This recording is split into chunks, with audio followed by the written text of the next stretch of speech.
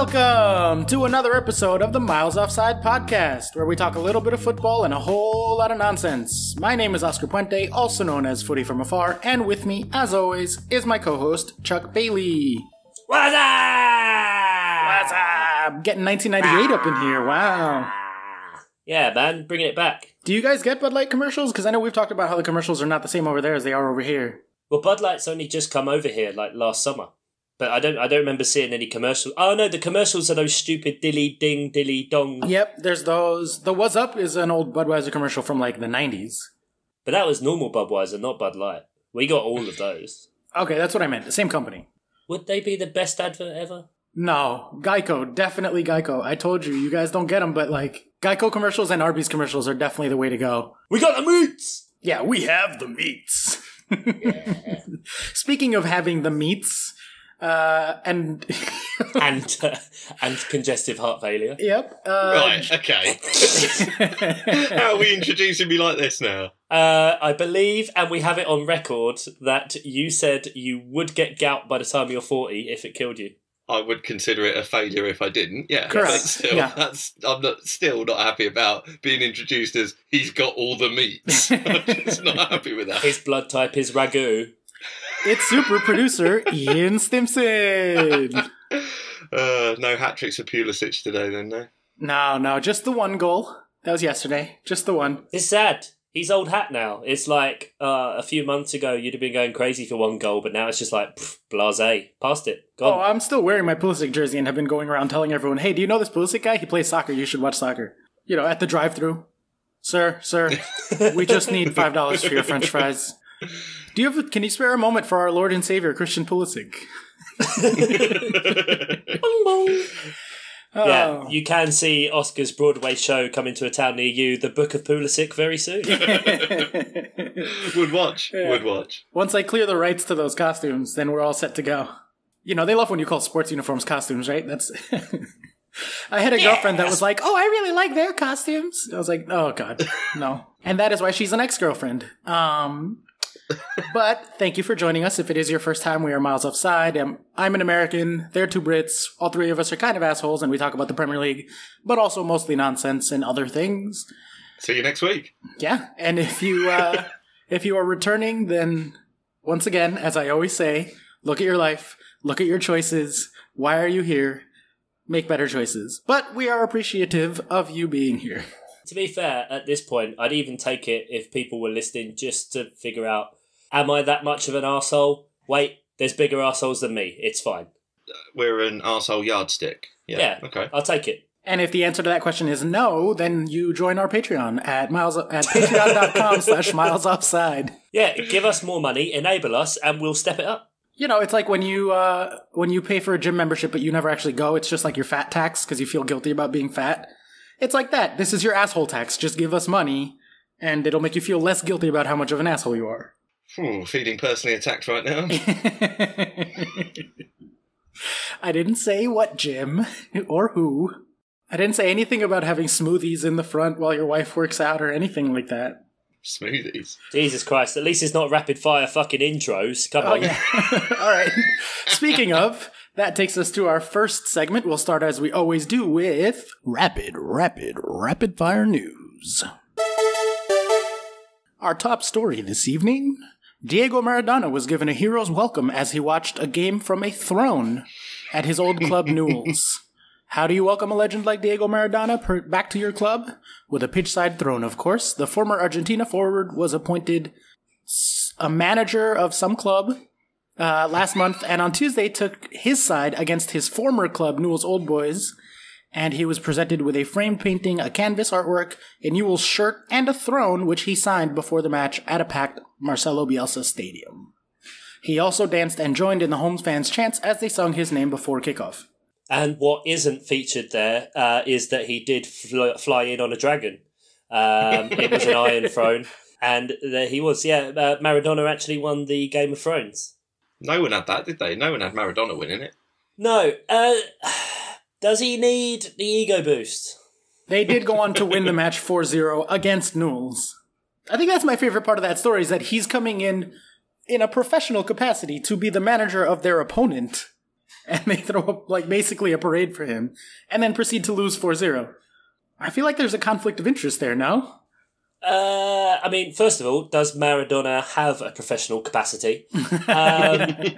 And had he just been out partying with all the Newell's Old Boys people the night before? I was going to say, he has a cocaine capacity, and it's all the cocaine. Well, that's about it, really. We've hit the hot buttons there. Diego Maradona, ego, cocaine, rapid fire. Let's go. Yeah, moving on then.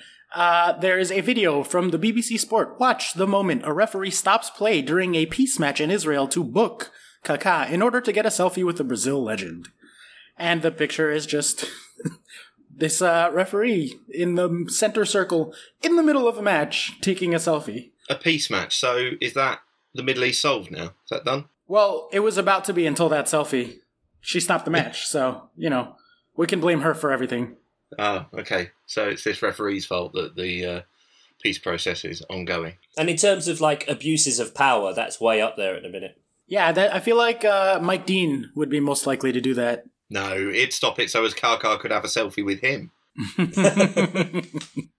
He just goes around asking players they're like, you want a selfie with me? Do you want a selfie with me? For your socials? Yeah. Do a selfie? Just signing autographs everywhere. I didn't ask for this. Take it, mate. Take it. Yeah. Signs the yellow card, gives it to him. He's got like signed postcards, pictures of him just going, play on. It's one of those Harry Potter pictures where he's moving. It's like a animated one, and it's just him running with his arms held up for 30 seconds. While Tottenham score. Yeah, exactly. Yeah. What's worse, VAR or selfies? Selfies. VAR is like selfies for goals, right? In a certain sense.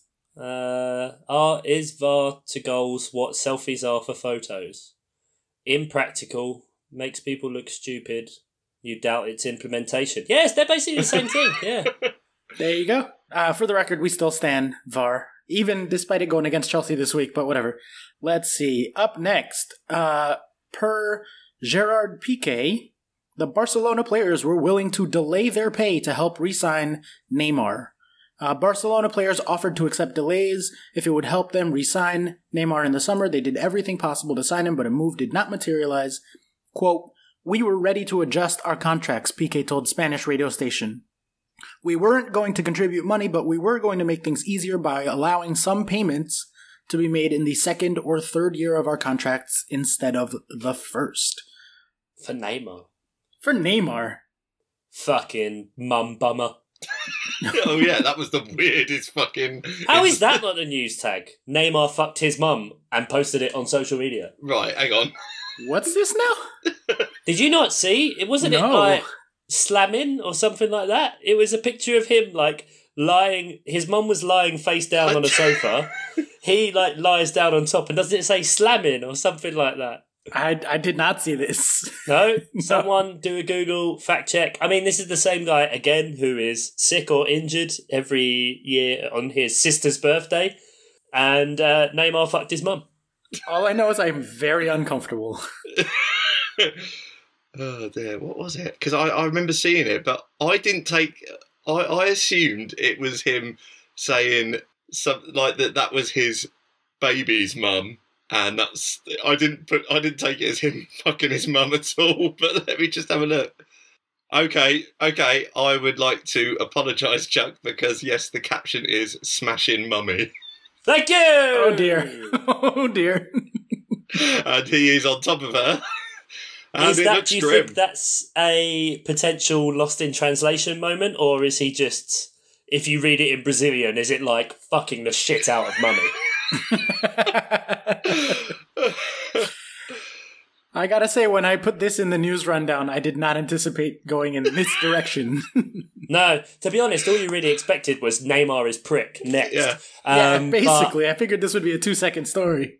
Okay, well, if you'll allow me to take over news quickly. Please do. Neymar rapidly became a topic of discussion on social media this week after he posted an image of himself with his mother on Instagram, so you're quite right, Chuck. As a player who never shies away from controversy, Neymar has once again become the centre of attention for all the wrong reasons. Or incest. The Brazilian took to Instagram on Monday to post an image of himself and his mother along with a caption that read "Smashing Mommy" when translated from Portuguese with a heart emoji. With imagination seemingly running wild on social media, fans subsequently reacted to what many deemed to be a bizarre post. And then there's just a load of replies to him that are just taking the piss. Yeah, I mean, it says imagination's running wild. That imagination is chained up and incredibly timid. It does not take you literally posted much of a stretch. Jesus Christ. Yeah, that would be like if Alexis Sanchez posted a photo of a jar of peanut butter and was like, "Love my dogs." And then people were like, "Oh, did you take that the wrong way?" No. And people were willing to defer their payment for that. All right, well, let's move on then. Speaking of pricks, Chelsea transfer ban update. FIFA punishment was given after 150 rule breaches involving 69 academy players. The 2-window ban, which ends in February 2020, was upheld by the world governing body in May after an appeal. New details of the case came to light after being published in a FIFA legal website. It shows how Chelsea claimed many academy players were only trialists and did not play in organized matches, but one player described the way this took part in 75 games between September and February. So, a trial. 75-game trial. 75, you're not quite sure. That's sort of like, not necessarily try before you buy, but take it home, eat it for dinner, shit it out, and then bring it back. Yeah, it's like, what's the return window for Casper mattress? It's like keeping it for like 364 days. Yeah. And then on the last day after being like, yeah, you know what? I don't need it. But then you make a fake second email address and you're like, I'm going to need to try another one. Did Frank Lampard ever pass his trial? Or is that still ongoing? He was West Ham, wasn't it? Yeah. It's still a West Ham trialist, yeah. Yeah, it's just West Ham are just really pushing it back.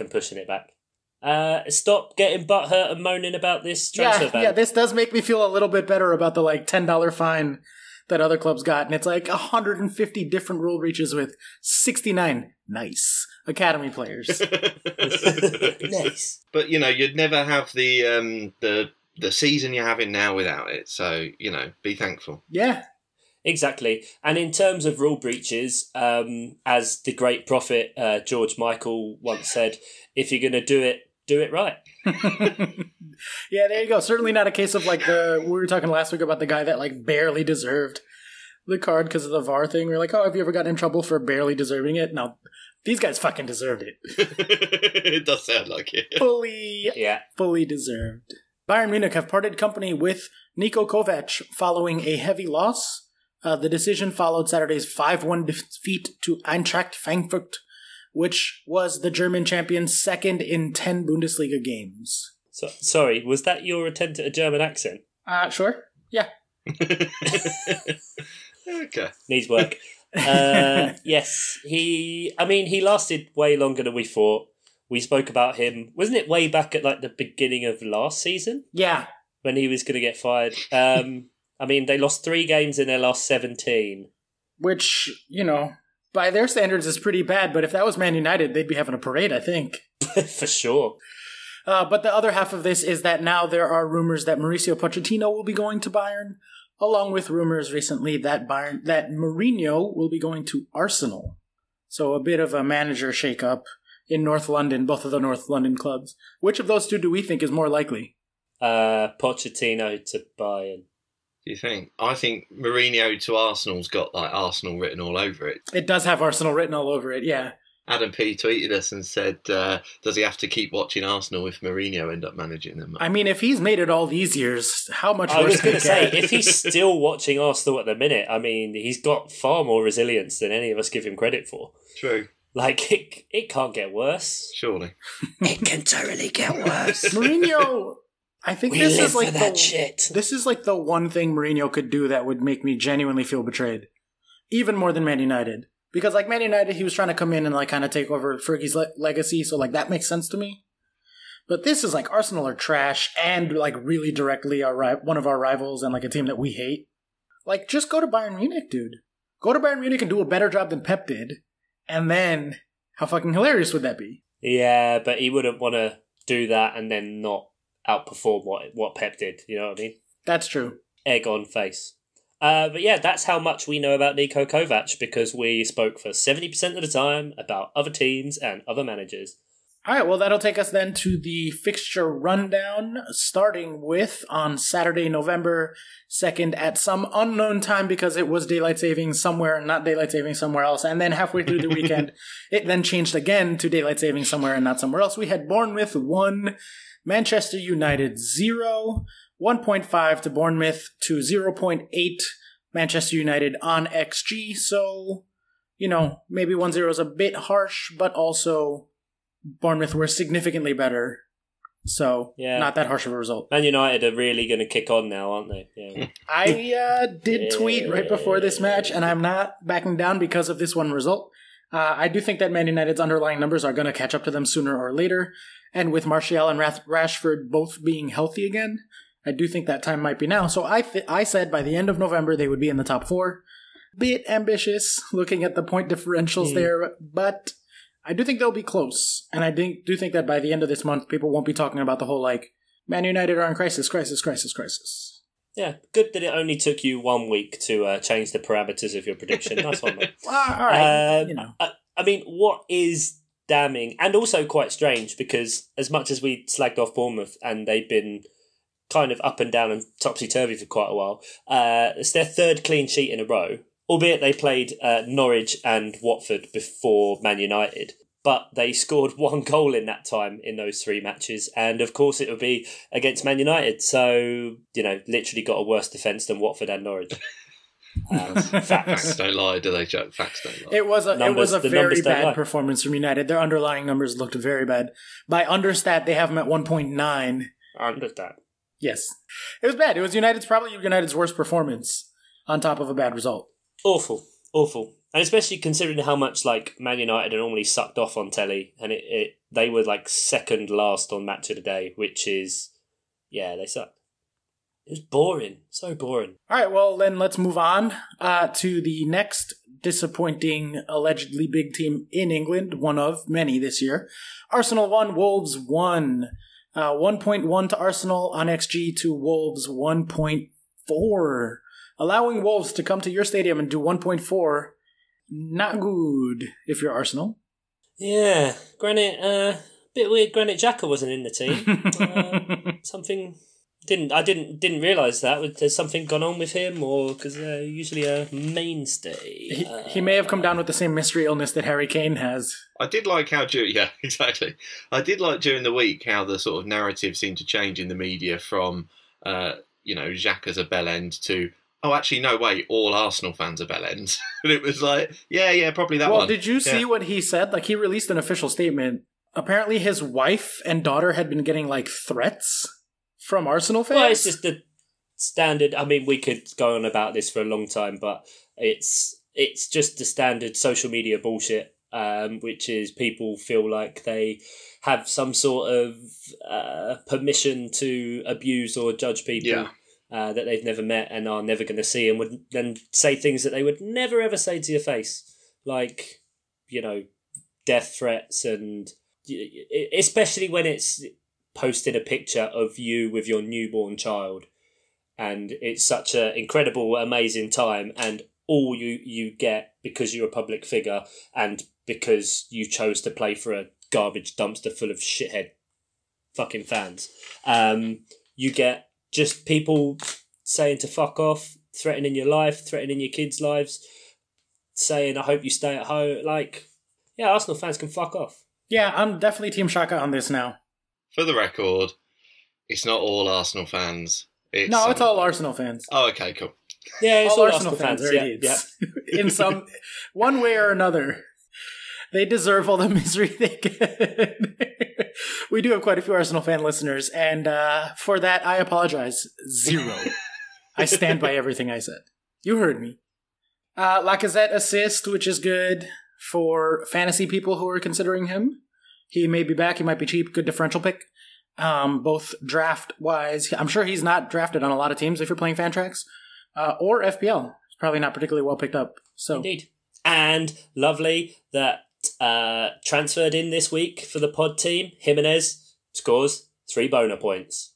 Lovely jubbly. Thank you. Thanks all of you out there. And thanks, Ian, for suggesting it. Hey, thanks, Chuck, giving me the credit on something that I just stole after you said it. Yeah. Jimenez, who was rotting away on my Fantrax bench, giving Adam, our good friend Adam P., the fucking victory over me for 60 points from Jimenez on my bench. And Adam won by like 30. What?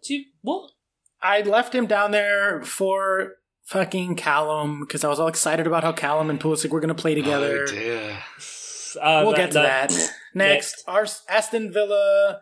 What was the scoreline here? Aston Villa 1, Liverpool 2. Kaylee had it at 0.8 to 2.7 on XG, so Liverpool actually mildly underperforming, but a solid victory. Villa need to stop scoring early. They just can't. It feels. I've said it so many times that they get themselves in these positions and they do well, but they just cannot hold out against anyone. No. And it's such a shame because they just cannot catch a break. And we really thought, I think especially with Villa, the way the Villa and Liverpool and City Southampton matches went were very, very similar in that, they were both losing. City were going to miss out on this chance to kind of catch up with Liverpool. Then City scored. And then I think City went ahead before Liverpool equalised. Yeah, they did. Mm-hmm. And so, you're just looking at the table and seeing it all, and then all of a sudden it goes. And apparently, when they finished the match, Man City, they thought that Liverpool had drawn, but then obviously got back in the changing room and saw it was 2-1. Yeah, and a lot of this XG and a lot of this performance will be game state relevant. We don't really talk about that much because I try not to get overly nerdy, but a lot of times when you're looking at XG numbers, you have to think about this has been you holding back. Oh yeah, you have no idea. Oh, okay. Oh, God. If me, Dave, and Adam ever started a side podcast, it would just be the driest, most boring shit on the planet. This is very much me holding back. But yeah, so Liverpool putting up 2.7 here, a lot of that came after, most of that really came after Villa's 1-0, and then they just fully withdrew. Right, they tried to turtle shell or park the bus or however you want to call it. And so Liverpool just were nonstop pinging crosses in, playing passes, getting shot after shot after shot after shot. I think close to the end, definitely, for sure. I wouldn't necessarily say they did that straight away afterwards, but Villa have quite good strength in the counter attack, and they came very close to going 2-0. Up, and then obviously who knows what can happen there.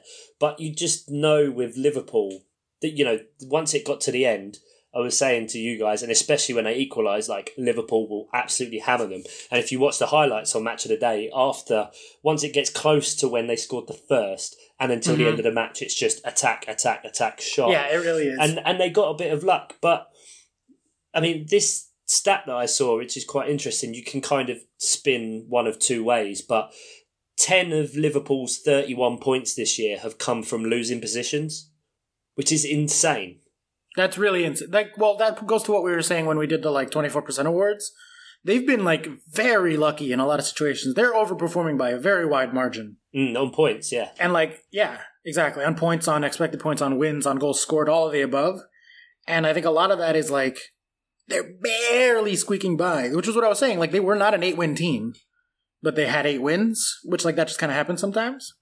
But I think that does show out in the more traditional sort of metrics here as well. They had 25 shots to Villa's 4. And they had 74% possession. So that really just shows how much Villa were just I'm going to defend. And Liverpool, just by sheer volume, because a lot of those shots were from outside the box, not particularly high opportunity shots. Yeah. And Aston Villa defended really well for a lot of the game. They defended, They did. They do. They just cannot get the rub of the green, and they needed an outlet for possession, and I think that's where they were really missing Jack Grealish because he's able to hold the ball up, and he's able to sort of relieve the pressure. Yeah. Even against the top teams, he's that good of a Chuck, you talk about Zaha that way too. When Palace are pegged in against a really strong team, Zaha, especially on his day. Can be a huge outlet to relieve some of that pressure, maybe create a counterattack, maybe remind Liverpool that they should keep at least one of their 2 fullbacks in defense once in a while. Whereas here, they had the full field to do whatever the fuck they wanted. Well, I mean, McGinn's kind of got that kind of quality as well, which is why I think once it's him and Grealish together, it kind of amplifies that. But that hadn't actually occurred to me, and I think you're exactly right. Not having Grealish, obviously he's still got a bit of a mistake in him, and he's suspended, isn't he? I think it was 5 yellow. No, it was an injury. It was an injury because he was yellow on FPL, and then they said right after the match, because I was like, "Oh, should I transfer him out?" They're like, "Nah, he'll be back next game." Gotcha. So I'm pretty sure it was an injury. But it hadn't really occurred to me that he wasn't playing. Yeah, you're always going to have a hard day against Liverpool, but then to not have your captain and your most sort of creative offensive outlet on the pitch, like that's how you get 74% possession for Liverpool and 25 shots, and 2.5, 2.7 XG depending on who you ask. But that is rough on Villa. I did think I was hoping they would get more, especially how late the game went. Yeah, naturally 5 minutes added on, of course, and such how do you score a header backwards? Mane was running 45 degrees away from the goal and headed it behind him. From one angle, it just looks like it hits his arse. I think where the ball comes down off his head, it looks like as it flies in, it just smashes his arse and goes in. Yeah, it reminded me of Pulisic's last week. It just looks like a header that's meant to be a flick on, but then it ends up in the back of the net. Yeah. But no, Liverpool, they're still winning games. Still winning games, yeah. Who's not winning games is Norwich, or Norwich City, Shock, if you will. Horror. Why wasn't this in the news section? That Norwich aren't winning games. Yeah, big news, big news. Actually, I totally forgot about this match. I forgot the main thing that I do with Norwich now is just check that Pookie hasn't scored and then be delighted that I banked the profit when I did. Yeah. They're fucking trash. Speaking of fucking trash, Southampton! Southampton 1, Manchester City 2. Manchester City 3.3 on XG to Southampton's 1. So a bit of an underperformance from City's offense there. And also, more importantly, conceding 1 to Southampton. I continue to be worried about Manchester City's defense. They continue to get away with it, and I do wonder how long this can go on. But 2-1 victory, and come from behind victory. And an overall good performance on the XG for City. So it's one of them though. With defence-wise, obviously, record books will show a loss of a clean sheet against Southampton, but ultimately it was just Ederson spilling the ball, wasn't it? It wasn't like a terrible defensive mix-up or anything like that. He just couldn't keep hold of the shot, and Ward-Prowse was quick off the mark. Yeah, it did seem like it was a bit of a weird judgment to try and smother the ball like that, because it was moving at a fair pace. And who was it that was there defending? I can't remember the name of the defender, but it wouldn't have been a centre back. I know that. Yeah, but I mean, Ward-Prowse is a prick. Yeah, you don't like him, do you? I forgot that. No, hate him. Why? Hate his face. What's the origin of that? He said that before. He hates his face. He hates his face. Just look at him. The way he talks, the way he plays. The thing with Zaha, it all ends up stemming back to Palace in some ways. Yeah, of course it does. And a triple captain, Raheem Sterling. A lot of people triple captain City players in this week. Did they? Yeah.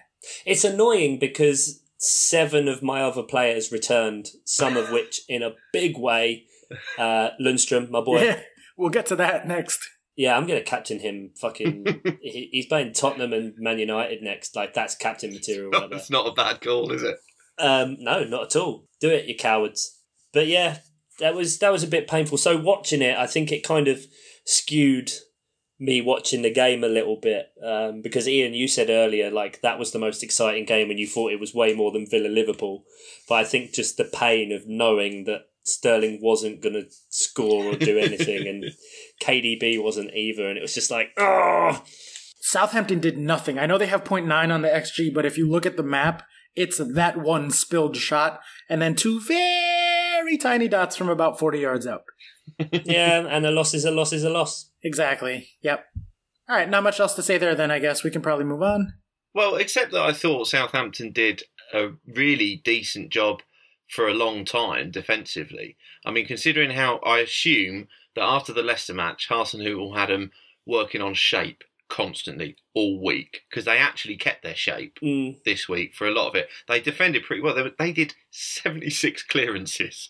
They were up against it. They were up against it, but there are a bunch of, when you look at this XG map, there are a bunch of very large dots. in and around the 6-yard box and like well inside of the penalty spot. So I don't know how good of a job they did. Like they may have kept their shape, but City were still getting like high value shots off left and right. True, maybe not. Maybe it was more that City were not so good in front of goal because it took them a long time to get a shot on target. It really did. Yeah, there's a lot of that at the minute. But, I mean, Aguero has scored with 9 of his 10 shots on target this year. Like, the guy, when he does actually hit it, he's hitting it so well. But they kept... all the shots were off target. I think, like, the first 13, 14... I was watching them, like, rack up. It was ridiculous. And, like, really, really high-value shots just going wayward. But I will actually, thinking about it, Ian, I'll agree with you there that it did seem, watching highlights, that Southampton were a lot more coherent and kind of sticking together as a team. I think especially after getting absolutely smashed, having to go to the Etihad again. There was a heavy loss to Chelsea recently as well. So I think it's one of those situations where they can easily almost throw the manager under a bus with it, but it didn't seem like they want to do that. It just didn't feel like that, Yeah, which shows that maybe there's not something incredibly wrong, only that they're not really getting the luck. And they got punished by a very good attacking team after they went down to 10 men in the first half. Yeah. Although I still stand by why he didn't make a fucking substitution in that game. I'll never know. Yeah, there's still a lack of awareness in changing the situation, both from players and manager. I think. I mean, yeah, I think players have to take some responsibility. What, in this day and age? No, never.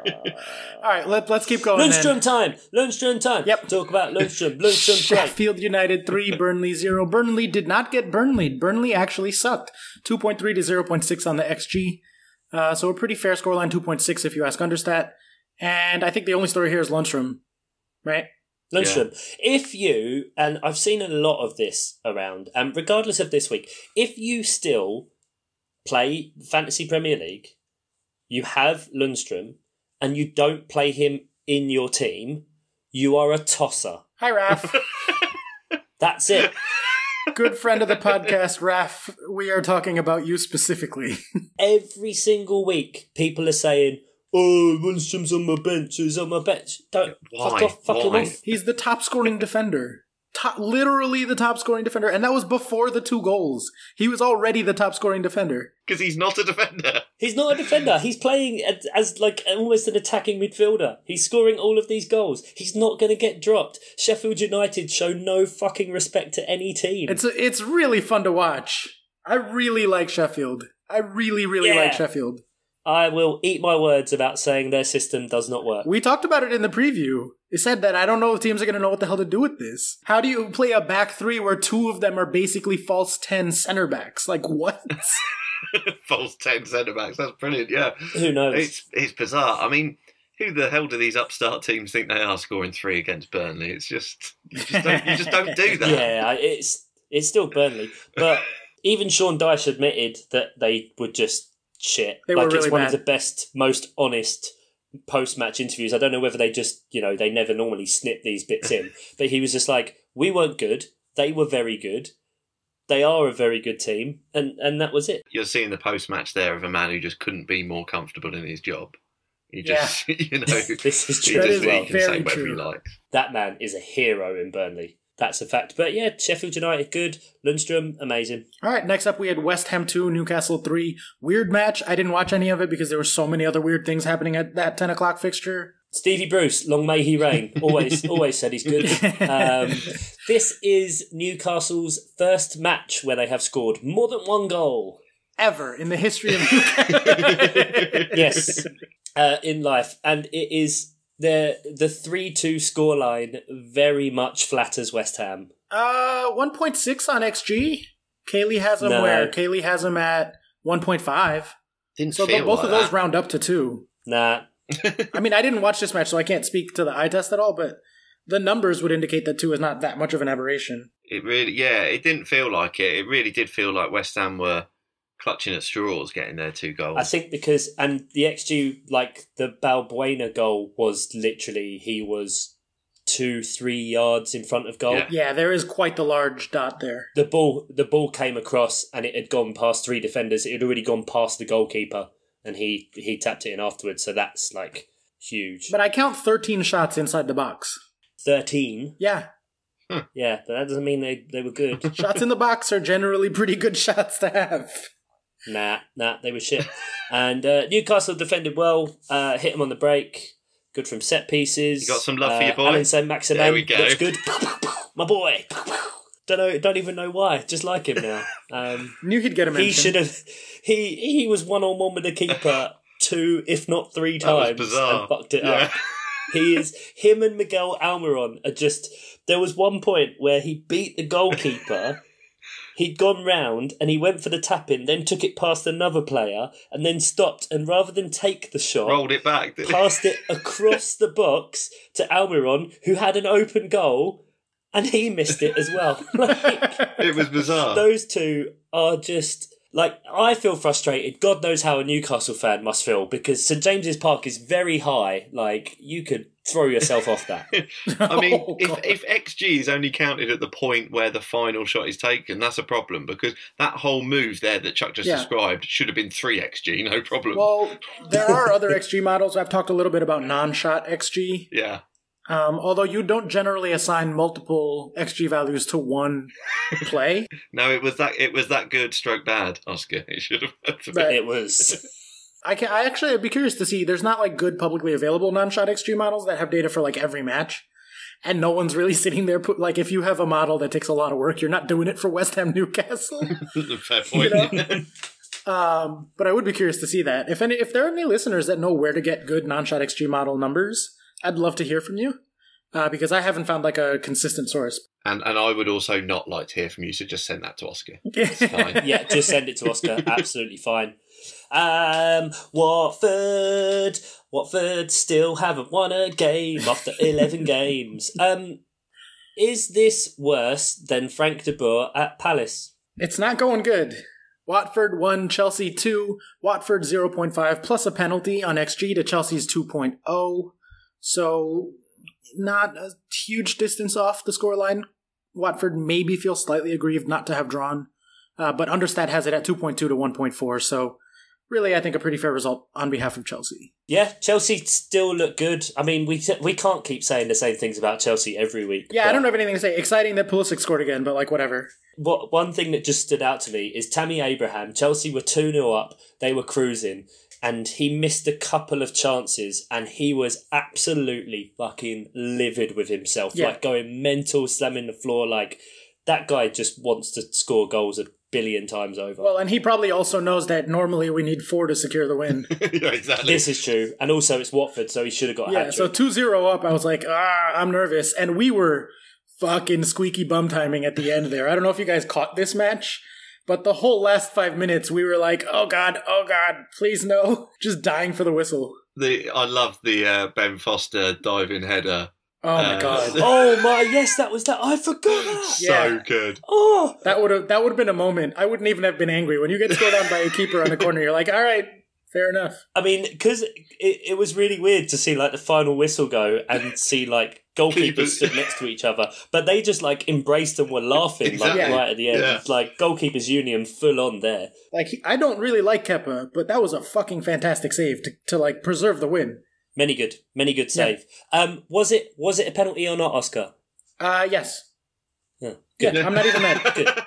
Like, good. There was just checking. Okay, so this sparked a whole conversation, and people were like, "Oh, VAR finally fucked Chelsea." It's like, no, there are a lot of unspoken rules, but they're unspoken. When you introduce VAR, VAR has to go by the book, by what is written, and by the letter of the law. That is a penalty. They clipped his foot in the box. It impeded his ability to keep running. And then he went down. It doesn't matter that he went down 2 steps later. He still got fouled in the box. Pen is a pen is a pen. Sorry. Yeah, I found it weird, the reaction about that one. I saw there was a really good replay of it with a camera like right on the line, basically. It's got to be only because Deulofeu kind of takes another step and then... It's a dive. Throws himself a bit, but it's not a dive, it's a delayed reaction. No. That was a dive. But you can have a penalty and a dive. That is a thing that never gets called or given. Yeah. But if you get fouled and then you dive and embellish it, you deserve a yellow for embellishment, but also it's still a penalty. Like, I'm fine with both of those things. But it's weird that commentators always say you have to go down for a penalty, you have to go down to get awarded a penalty, etc., etc. And then when you make yourself go down, he's diving. Like, it's just... Yeah, well, it's because he's foreign. Like, honestly. Not to get overly political, but it's because he's a Spaniard. Without a doubt, there's a little bit of that. Whenever it's a foreign player goes down, that there is an undercurrent of that. Foreign player or a black player. Well, yes, those two things. Anyway, I do want to spare one moment before we move on to say Jorginho's pass. Oh my God. He's developing long passing now, which he didn't have before. His short passing has always been obviously prolific, highly accurate, crazy. You know, he set the record for passes or whatever last year. But it was always short passing. This year he's developing more vision and understanding with the players around him. And he's slowly morphing into Cesc Fabregas light. And if we can have that added element in our midfield, it's a huge, huge victory. He didn't even look. He, first timed without picking his head up, pinged that ball perfectly into space for Tammy to just chip the keeper. It was a beautiful, perfect pass. And he knew. Tammy fucking knew. Yep. They're hitting that wavelength where they just fucking know each other so well. All of the players. And Pulisic slid right in. He also is just linking up with those guys almost intuitively. So, yeah, that's it. Let's move on to Palace. Palace, you guys got another caption from Kaylee this week, so congratulations. Yay! Big time. It says, defend well, finish well isn't usually a top 4 strategy, but given the competition, it seems reasonably likely to be enough for the Foxes. So Kaylee seems to think they'll finish top 4. We had Palace 0 to Still Leicester doesn't mention 2. Palace. No, it doesn't. Nah, hates us. 0.5 to Palace on XG, Leicester City 1.1, so a bit of a harsh result to go 2-0 there, but anything really to say here, Chuck? Kind of expected with the run Leicester are on. It was a bit hopeful, really, to expect anything from that game for Palace. I mean, all I've seen is kind of a Sky Sports 3-minute highlights, and all it is Leicester with the ball, Leicester shot, Leicester with the ball, Leicester shot, Palace fouling a Leicester player. Yep. And that's about it. So I can't imagine there was really much to go on in the game. I think very poor defending from the set piece. Yes. Because it was very. Soyuncu scoring off of the second corner. That was off the corner. That was the second corner back to back where Guaita had just saved from Johnny Evans as well. So we're showing a bit of a weakness at set pieces, which I don't like, because that's then 2 against Arsenal and 1 against Leicester, when before that we hadn't conceded from a set piece this season. And then Vardy does Vardy things. Yeah. Good shot too. Scores a Good goal, runs past the Palace fans doing an eagle celebration. And I really like Jamie Vardy. And the fact that he can be ripping the shit out of my team and I can still laugh is brilliant. It's good value. All right, moving on then to our Burnley of the Week. Oh, they're better than they ought to be. Burnley of the Week. We got Everton 1, Tottenham 1. Tottenham saving a draw here. Nearly stole a win. Everton 1.1 to Tottenham 0.5 on XG. 0.3 according to Understat, which is really why we're giving them Burnley of the Week. Because 0.25 to 1.16 on Everton. So, fully undeserved. Yeah, they kind of got it by default because every team kind of performed their numbers. Or were within 0.7. Yeah, they weren't so far off that it's unreasonable. This was the furthest away, I think. Also, just fun to give Burnley of the Week to Tottenham. Yeah, I mean, any opportunity for you to hate on Tottenham, I Correct. guess. Harry Kane didn't start, so of course they finally went and scored a goal and got a point. When you have Son playing at striker instead of Harry Kane, that'll generally be good for your offense. Wow. Yeah, I mean, Son did get sent off, so... That's okay. Oh, yeah, that's right, the leg break. Yeah, that was grim. I mean, I really hope Gomez, recovers as quickly as he can. But it was awful. It was, his foot was at right angles to the rest of his leg. Yeah, I love how the commentator was suspected broken leg here. And it's bitch, look at the image. It's facing the wrong way. Maybe he was just looking the other way, but that Andre Gomez is on his back with his legs up kind of his knees up to his chest. Yeah. And his foot is parallel to the sideways. pitch. Yeah. Looks like his whole shin as well, so I don't know where the break could be. If you're going to have a leg break, the middle of the shin is the best place because it heals faster and it heals cleaner. So hopefully it's there and not his ankle, because that's much, much harder to heal. Yeah, it's much more of a mess. But it's the actual red card itself is a bit harsh. And so I'm wondering do you think because of the end result, which ultimately I will admit I am not going to watch this on fucking slow motion. So feel free for anyone else, if you really want to sit and watch it, crack on. No pun intended. But Son flies in and it's reckless, but you've seen yellows given for that. Specifically in the Leicester Palace match earlier in the day, there was a flying tackle that I thought could have gotten a red, and it just got a yellow in it. Well, and Guendouzi last week, like last man, and just, neck height rugby tackle. But anyway, it's kind of a yellow card, but then as Gomez comes through and then obviously ends up colliding with Aurier, I think his leg is broken before he hits Aurier. That's what people seem to be saying, that it was when he planted his foot in the ground after the Sun challenge. Yeah, which is mental how quickly he must be going or how much he must have dug in, because he's basically, his momentum has snapped his own leg.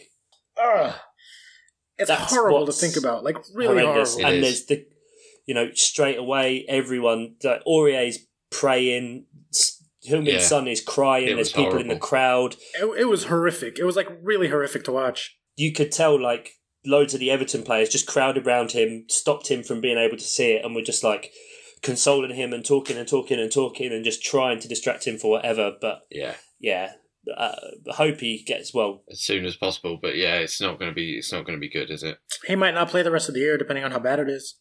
It's very early speculation, but if he recovers at all. Well, yeah. I mean, I guess there's no way to know, really, but yeah, that did kind of distract from the football and from Tottenham being absolute trash and continuing to be absolute trash. I think they're more likely to finish 10th than 4th at this point.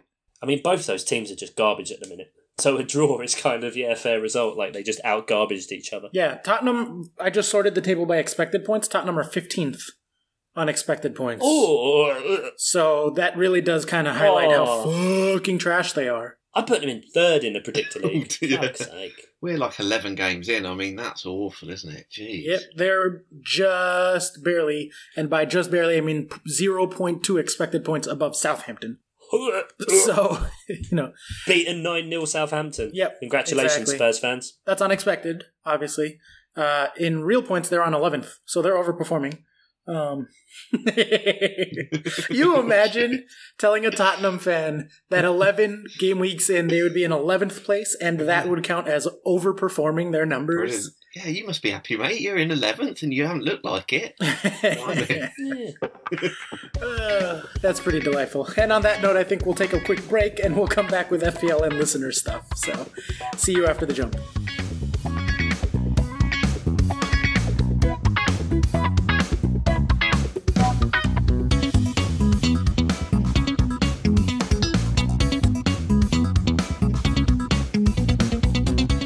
Welcome back to the Miles Offside podcast. We've done the football. Now we're going to talk about imaginary football, fantasy football, if you will. We've got our team, which obviously if you've been following along now, you know all about, that we have a community squad. We've done bloody good this week. How good? I've clicked on the wrong tab. 1 second. 84 motherfucking points. 84? 84. Fucking hell. Yeah. And no thanks to you pricks who suggested we captain De Bruyne. 4 points. We all missed the opportunity to captain Lundstrom, didn't we? Yeah. I mean, Oscar even did the poll and put it up. It was an option. Full of puns. I was quite proud of that poll. What did I say? Mount Mason, Lundy Bridge, you down with KDB, and... Lundy Bridge is a bit... Yeah, it's a stretch. Yeah, I think I'm the only one that calls him Lundy, but whatever. It'll catch on. It's like, stop trying to make fetch happen. I'm trying to make Lundy happen. Yeah, stop trying to make Lundy happen. You're never going to make it happen. So yeah, absolutely fantastic belt-in week. Should have cut in Lundstrom, for fuck's sake. But now we have to suggest another transfer. Can I go? You want to go first this week, mate? Yeah, is it Chelsea-based? Of course it is. Of course it is. So we've got one free transfer into bank with 1.5 million Yep. to splash out. People never seem to be willing to take a points hit, even though I always am. So I'm going to stop suggesting a points hit. So we're going to leave Tamori right where he is, because then we could do a 1-for-1 swap. And I'm going to suggest Mount, who's been a bit off more recently. To Pulisic, who's red hot and price rising and American. And a lot of our listeners are from America land, and they will be happy in that regard. And I feel like, honestly, I feel like he's a trendy answer right now. Everyone's going to be picking him up. So that might be one that people actually vote for once. So I'm going to go Mount to Pulisic. And Mason Mount's owned by 37% of people, and Pulisic's only 6%. So we might get some price rises. Differential. Indeed. How about you, Ian? What are you going to go for? I'm going super dull, but I think necessary. Yeah, go on then. You're going to do the same transfer as me again. Okay, let's see. Otamendi out, Chilwell in. Fuck's sake. You're kidding? No, get out of joking. here. Again? This is the third week we've picked the exact same transfer. Oh, me and you are just fucking this, man. We're right there. We fucking know, man. We see the world for how it is. I was looking earlier and I thought of Otamendi was genuinely, I had 3 options. All of them involved getting Otamendi out. Yeah. One was to get Pereira in. Okay. So the other... I've done that on my own team. Leicester defender. The other one... Oh, fuck, I can't remember what it was now. But it was a drop... Oh, that was it. I was going to get Jetro Willems, because I love him. Of course you were. Got 3 bonus points and an assist, in a 3-2 win, sorry. And then I saw Chilwell and thought, he's looked really good in all of his Leicester games recently and should have scored today. And he's nearly $1 million cheaper than Pereira. So, yeah, that's what I was going to say. Otamendi to Lundstrom. Can we get him again? Yeah. That'd be lovely, wouldn't it? What about one of the Liverpool guys? Either Robertson or TAA. Do we have both? We have one, and that's enough. I don't know. They're both really good picks. They're not getting that many clean sheets, particularly, but both of them are just, the 2 most important attacking players for Liverpool, honestly. With Salah and Mane a bit off the boil. Especially comparatively, everything is coming out of those channels. All the creativity. You look at their underlying numbers. Well, I mean, we could put as another option Otamendi to Robertson, but the only problem is that he might rise before. Yeah, but don't we have 1 point something? No, we've got the exact money to do it. Oh, jeez. Yeah. Also, I don't want to. Okay, yeah, I mean, I guess this is your pick. I already made mine, so. Unless Ian wants to change his answer. Yeah, I mean, I changed my answer last week. It's true. You did. You did. We could do Campbell to McTominay. No. Veto. That's a ridiculous suggestion, Ian. How dare you? Snodgrass. Snodgrass has a funny name. Oh, I'm so annoying that you took it. Yeah, fuck it. Go on then. Campbell to Snodgrass. There we go. He's been good recently. Campbell to Snodgrass, yeah? Yeah, he has looked good recently. He scored 9 and 9 in his last 2. He scored in consecutive games. Mm-hmm. 9-9. He hadn't played before that, but in the 2 matches since he's been back, 9 and 9. Playing Burnley, then they're playing Spurs. So easy. Burnley's tough, but Spurs is a walk. I mean, at least against Chelsea, they're going to get 2 goals. Guaranteed. Yeah, fuck it. Snodgrass. Campbell to Snodgrass. It's not going to get picked. How much you want to bet that's the one that ends up getting picked? I mean, if it gets picked, you're all daft. No, they'll do the right thing. Otamendi's Chilwell. They'll do the right thing. So that's it. Otamendi to Chilwell for a 0.2 boost. We go Campbell to Snodgrass, and then a third one, which I can't remember. Mount to Pulisic. Of course, no prizes for guessing who suggested that one. So that's it. We'll pop a poll up. I'll probably do it a bit earlier than we have been, because normally I'll wait until the pod gets released. So it'll already be out by the time you hear this. Find it. So that's the votes. Have we got some listener stuff, Ian? We have got some listener stuff. They came through again. So let's take this opportunity to mention where you can find us. I often neglect this. It's my house. Fault. Yeah, we can find you at your house. Yeah. In the bushes, if you can sift through all the koi carp on the pavement. Yeah. He hasn't replenished that pond. Has he not? No. It's just now a puddle with no fish in it. Yeah. We were telling that story at dinner the other night, and Emily was 100% convinced that your cat was breaking into their house and getting the fish out of an aquarium. And I was like, nah, I'm pretty sure the dude just has a koi pond, in front of his house. I enjoy that it just... I like when, the kind of Chinese whispers thing happens and it just gets exaggerated and exaggerated. Yeah, that's what's happened now. Yeah, and eventually, my cat breaks into the Tower of London and steals the crown jewels. Yep, exactly. That's where this is headed. Anyway, you can find us at Miles Offside Pod on Twitter and Instagram. You can find us on Facebook as Miles Offside. You can email us. We haven't had an email for ages since that Australian bloke emailed us with that mental story about... emu planes. Yeah, pooping themselves on emu planes. Yeah. So if you've got something longer, milesoffsidepod@gmail.com if you've got something longer. If you are the listener from emu planes, please do write in. We want to make sure that you're doing okay. How is your gastroenterologist? And we'd love questions from new listeners. We've had a lot of new listeners, and they all seem to be sort of FPL based, a lot of them. And we've had a couple of FPL questions, but we'll take questions on anything, won't we? Yeah, literally out. We'll do out. Well, literally. So, also, you can donate to the podcast to help us keep running this bullshit on patreon.com/milesoffsidepod, where there's various levels that you can donate. And you get various benefits for that. And that leads to Sam Danby's first question. He's a Patreon. He knows how it goes. Has anyone subscribed to a sock collection from Chuck yet? I mean, I'm still here. What? Like the day someone does that, you quit? I've been very clear that is the end game here. Yeah. Ian, do you want to go halvesies on a sock subscription? No one's gone for it, surprisingly. I think it's because we don't advertise the spreadsheet benefit enough. It's just billed as the get a sock collection from Chuck, but it is also get a custom spreadsheet from myself. And I think if the people knew this, they'd be lining up down the street. But they know you'll give it away for free. Yeah, they do know that, Oscar. That's the problem. They're calling my bluff. Yeah, if they just get in touch with you and ask for a spreadsheet ranking their, I don't know. Literally anything. I can make a spreadsheet that you can use to rank literally anything. So anyway, no, Sam, no one has yet. They're all $5 patrons like yourself, and they get my occasional FPL ramblings, a nerdy newsstand from Oscar occasionally.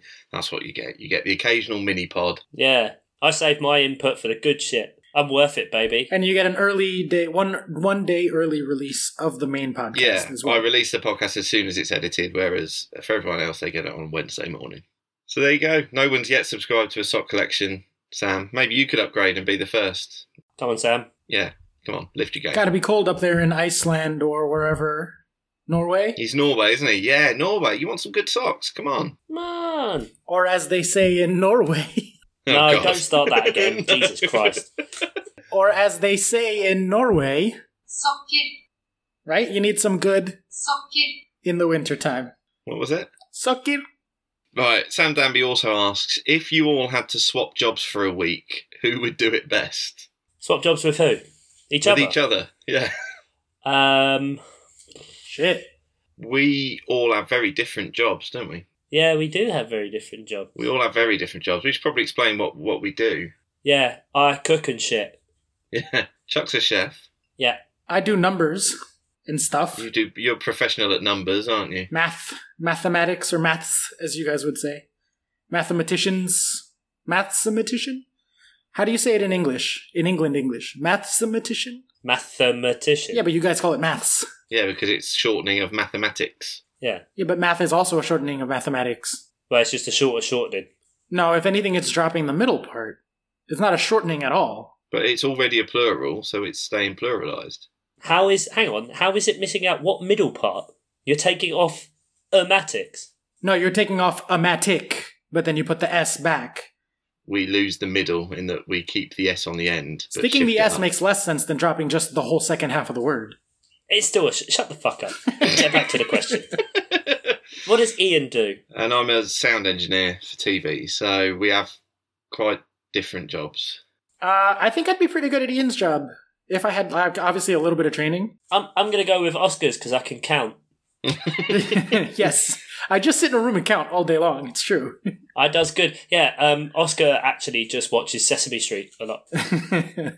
Well, the count is based off. Oh man, if I could be on Sesame Street, that would. I think that just became my new dream. New dream, be on Sesame Street.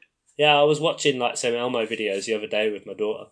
Mommy, Elmo won't stop saying Elmo's sad. Elmo is a Jesus Christ. So neither of us wants Chuck's job, I guess, Ian? Well, I was going to say, I fancy myself as a cook, but then the other day I tried to grill that roast, so... Yeah, you forgot to turn the oven on. I think you could want to have my job, Ian, but I think there'd probably be people stopping you from doing Yeah, that the job. question did say, what job would you be good at? And I don't think that, giving the customers food poisoning is considered good. I used to be really good at maths. Maths was my thing when I was a kid at school. I even did my GCSE a year early. Oh! Yeah. No, I was a proper nerd. When they like O-levels then? O-levels, no. Well, it was GCSEs. It was GCSEs. Fucking Does that come after the owls and before the newts? Yeah, nerd. Harry Potter joke. Yeah, we know. But yeah, I've totally lost the knack now, so I don't think I'd be very good at the numbers. So basically, Ian, you are by default keeping your own job. Yeah, but if I hadn't lucked into what I do now, fuck it, I'll be living under a bridge. Honestly, It's a lot more letters than numbers at my level of math. Countdown. so I don't know. I think we're all in the right jobs, aren't we? We're all in jobs, at least.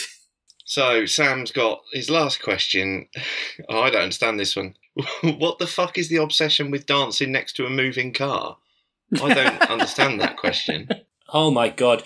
You know it's old hat when I actually understand what the meme is. And Ian is super old when he's like, what are you youths talking about?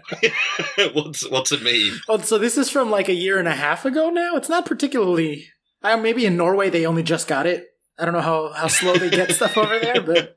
I'd like to believe that. Yeah, they're all busy like living their life and enjoying it rather than sitting on like the internet. Let's see. So in summer of 2018 or thereabouts, Drake dropped a song and there was like was it still Vine? It might have been TikTok, where the people would get out of their car and dance. Supplementary question. What is a TikTok? And who is Drake? What is Drake? No, genuinely, answer this question. Oh, What is TikTok?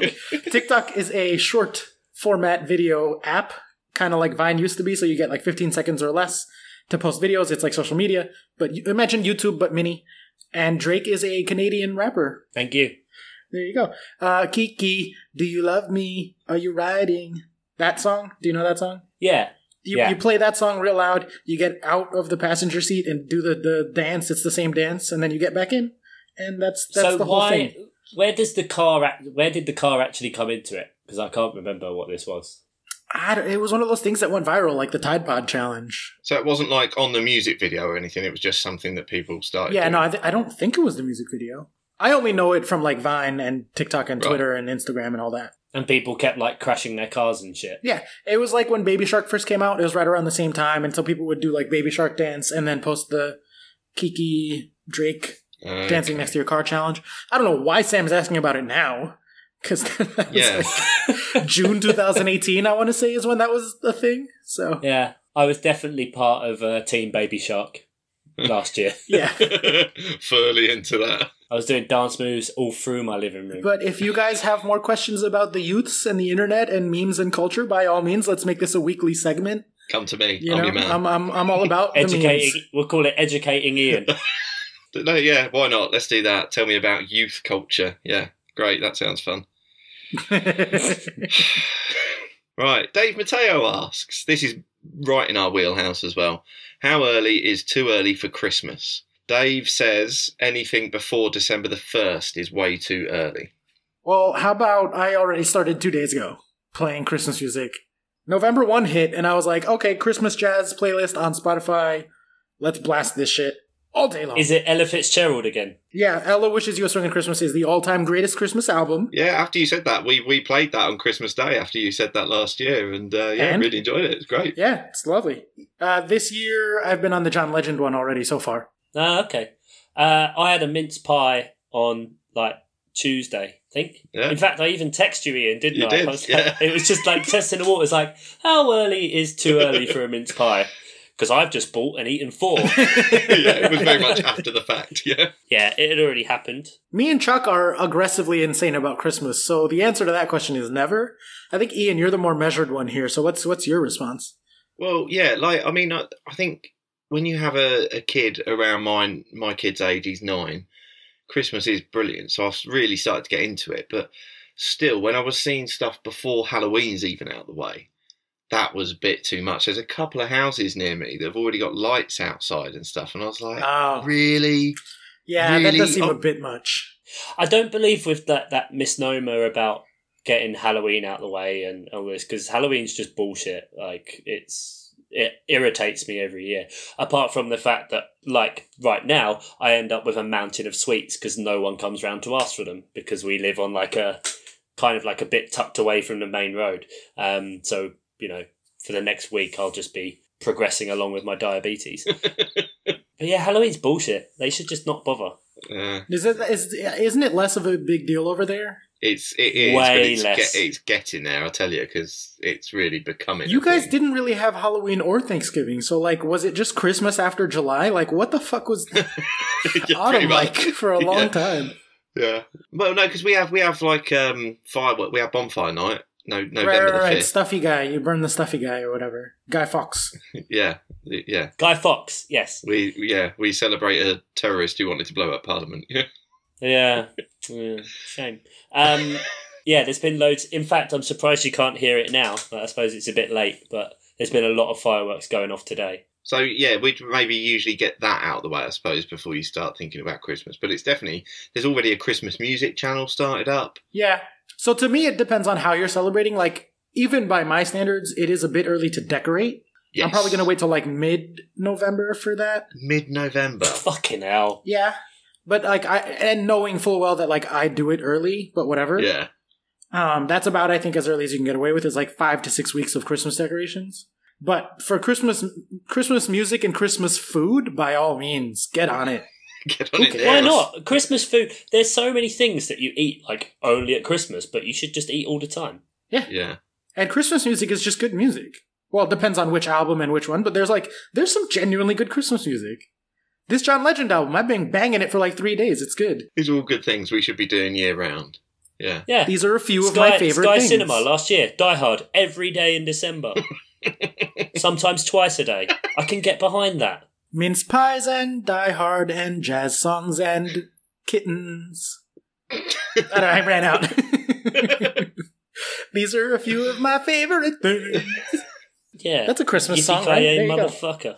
Favourite things? No, that's not a Christmas song. It gets played at... That's just a song about greed. It's the opposite, isn't it? It's something about noodles sort of. And poodles and kittens with mittens. Yeah. Who put mittens on kittens? I mean, it's the work of a sadist. Yeah, fair enough. I'm not gonna defend it. Just be slipping everywhere. It's from a movie about singing Nazis, so... Yeah. I don't think the Nazis sang, did they? That one did. You are 16, going on 17. I am a Hitler youth. Oh yeah, it was a Hitler Youth. Yeah. I've never seen that film. I fucking love The Sound of Music, man. I've never seen it. That's coming through, Chuck, actually, that you've never seen that. You've seen Die Hard 40 times. I mean, I think if you tallied up the number of times people have seen Sound of Music versus the number of times it's Die Hard, like, it's swinging on the Die Hard side.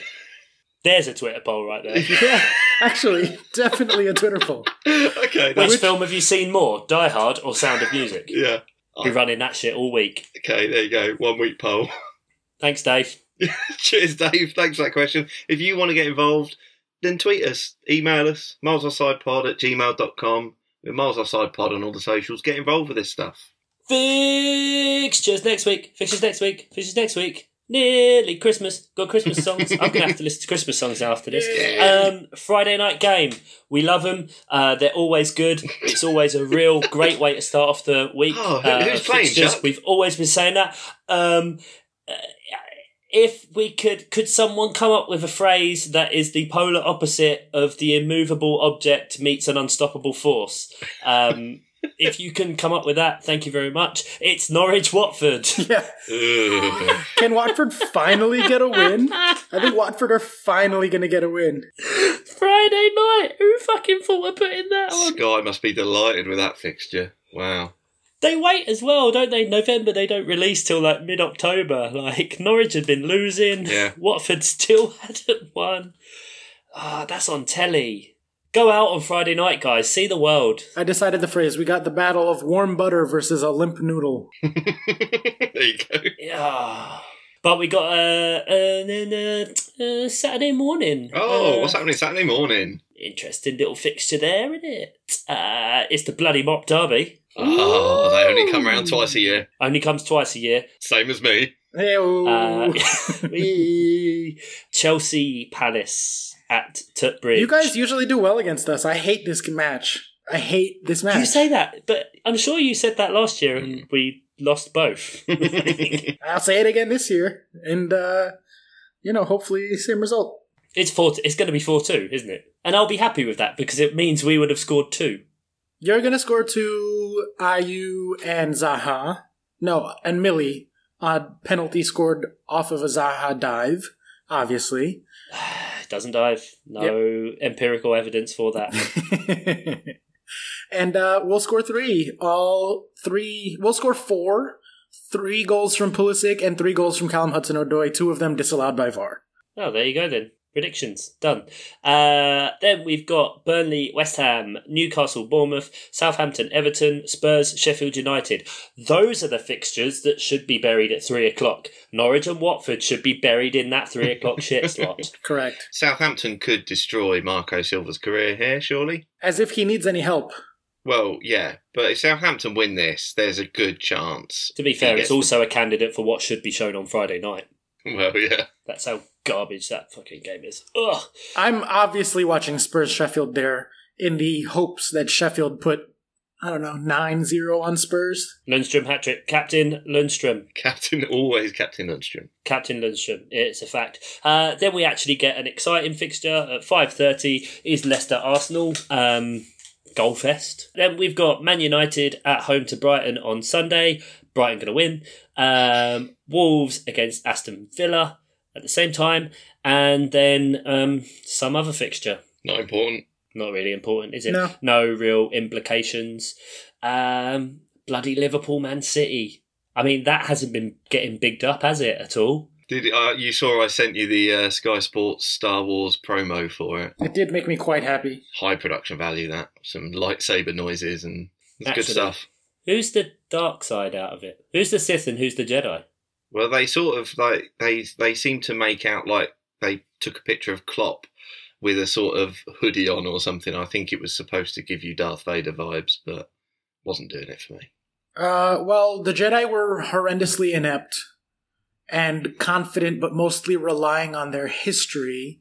And unprepared. So I think that the Liverpool are the Jedi here, and the Sith were sneakily working in the background through mostly financial means and illegal transactions to establish a base of power and then take over the universe. So I think that's pretty clearly Man City. Committing mass genocide. Oh, hang on. We've gone too far. Oh, no. Have we? Blood money. Yeah, Liverpool City. It is... we've said it enough times over and over, but this is... it either puts the lead at 3 points or 6 points the same, or 9. Those are the outcomes. These are things that can happen. 1-1 draw.